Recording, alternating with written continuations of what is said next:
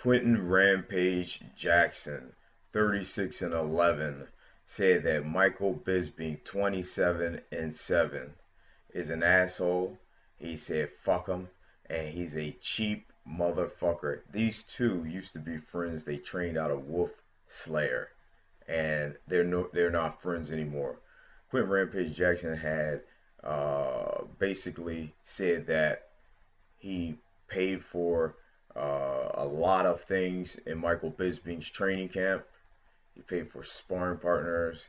He gave him a lot of money. And he said, you know what? Michael Bisping snitched on me in a lawsuit that he was involved in. And this is some crazy shit. These two used to be friends, man. Actually, Rampage Jackson was at Michael Bisping's fight when he fought Vanderlei Silva, and he was in his corner a lot of times. But Rampage Jackson has always been adamant that Michael Bisping was a cheapskate, and I believe it. Michael Bisping is a vile human being that will say anything he can to hurt you, and what I'm finding out is that he's not much of a friend either.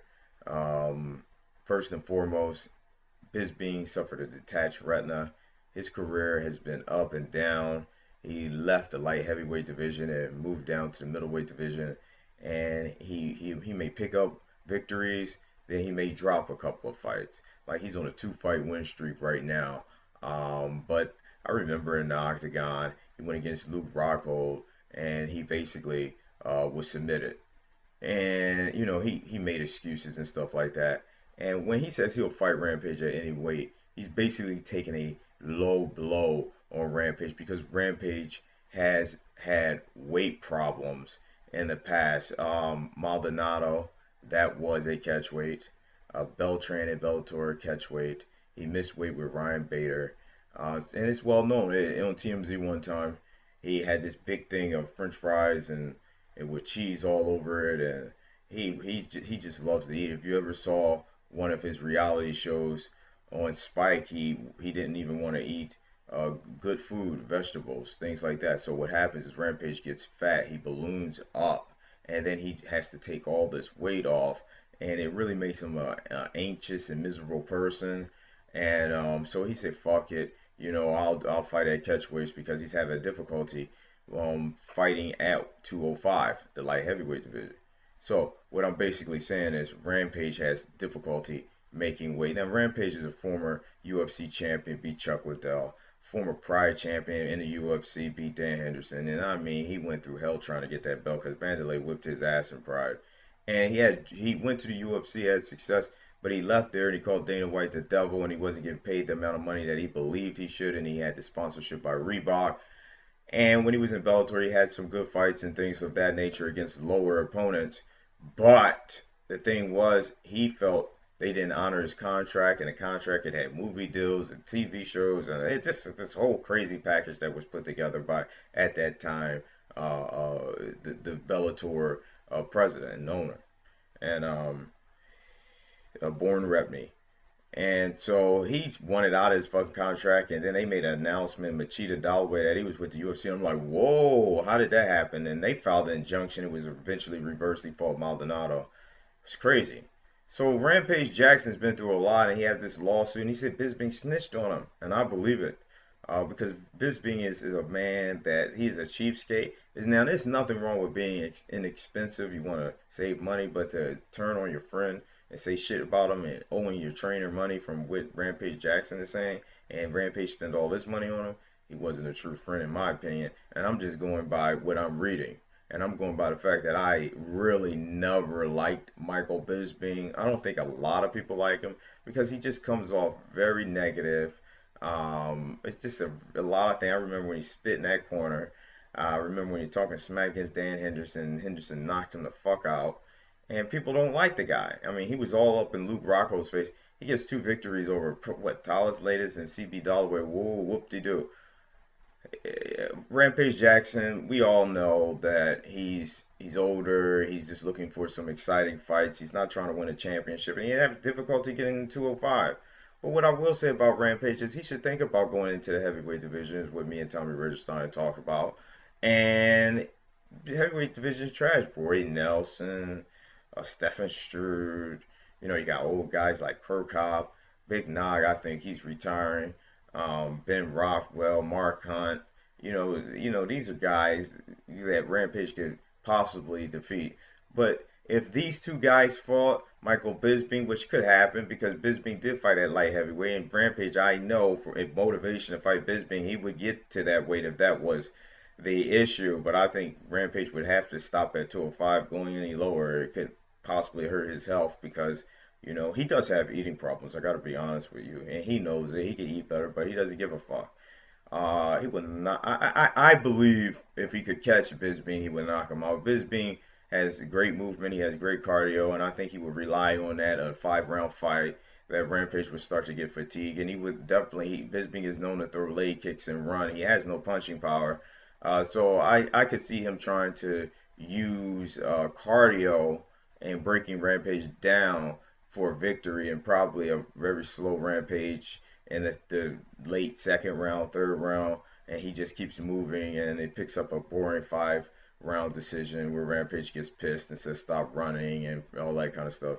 Rampage, he just, his knees are not good. He says that John Jones kicked his knees back, and he doesn't like to wrestle. He really doesn't know anything about Brazilian Jiu-Jitsu. He has extraordinary knockout power. He's not as fast as he used to be. He has great counters, but it's just kind of a one-trick pony with Rampage at this point. And Michael Bisping just can't elevate himself to a new level to be able to be a champion in any division. 2 wins over low-class opponents is not going to get you a title shot. He's just in it as a gatekeeper and for entertainment. So if they could possibly make that fight, I would be interested. I did hear, something about Rampage and Shogun. They fought in Pride, and Shogun won, and they want a rematch. Rampage did say he had problems with his ribs, and he didn't want to take that fight. He fought injured, and he's always been adamant that he wanted to fight Shogun. So I hope that fight happens. In terms of Bellator, I think that the UFC is so much of a powerhouse that they're able to get Rampage out of that because they feel like some of the details of that contract has been breached. So let's go to MMA junkie. Michael Bisping and Quentin Jackson were once friends and teammates. That's no longer the case though, because the two fighters now appear to be bitter rivals. Prior to Bisping 27-7 MMA, 17-7 UFC, moved to the United States. He and Jackson 36-11 MMA, 8-5, both trained at Wolfslayer Fight Team in England. Rampage joined the team in 2008, trained along Michael Bisping for several years. The Count parted ways with him in 2012. Jackson has hinted at a strain in his relationship with Bisping in the past, but always stopped short of explaining exactly what created the tension between the two athletes. On a recent Twitch broadcast, however, Jackson finally opened up about what happened with Bisping and said he would be eager to share the octagon with his former teammate in order to settle their differences.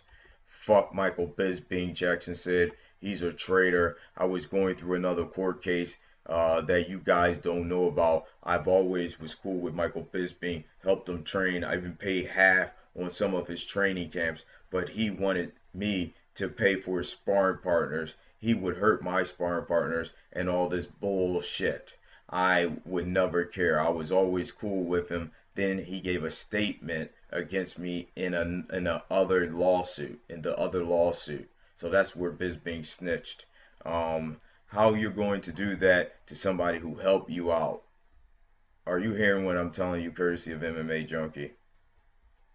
That's why I said I would like to fight Michael Bisping. He's a fucking asshole. I've never done anything wrong to him. You don't do that to your teammates. He's a cheap motherfucker because he doesn't like to pay his manager when he owes him money. That doesn't have anything to do with me. In order to help this case, he lies on me and gives some bullshit statements. I'll fight him on the playground if I knew I wouldn't go to jail. There are several problems that stand in the way of making a matchup between Bisping and Jackson. Not only do they compete in different weight classes, but Jackson also has an ongoing legal battle with Viacom and Bellator that has raised legitimate questions about when and where he'll next compete. Now, even though the UFC is a powerhouse, going against Viacom is going to be very, very hard because they have limited funds, basically, virtually. They're parent company like Zuffa is over UFC, just like Viacom is over Bellator. Scott Coker took that position. Um, so that's going to be a situation. But I've read the contract in a video that I did on my main channel, I believe it. It could be on this one about that situation. But I did feel there was some, I'm not a lawyer, violations by Bellator. If Jackson's able to clear his path to return to the UFC octagon, Bisping said he obliged the former light heavyweight champion in a grudge match. Moreover, Bisping said he will be willing to return to the 205-pound division for the first time since November 2007 to make it happen. He's so unprofessional, he can't even make 2005, let alone a catchweight. Bisping wrote on his official Twitter account, "I'll fight him any weight he wants, though." Leave your comments. We will be covering UFC and boxing every single day here, so don't hesitate to subscribe.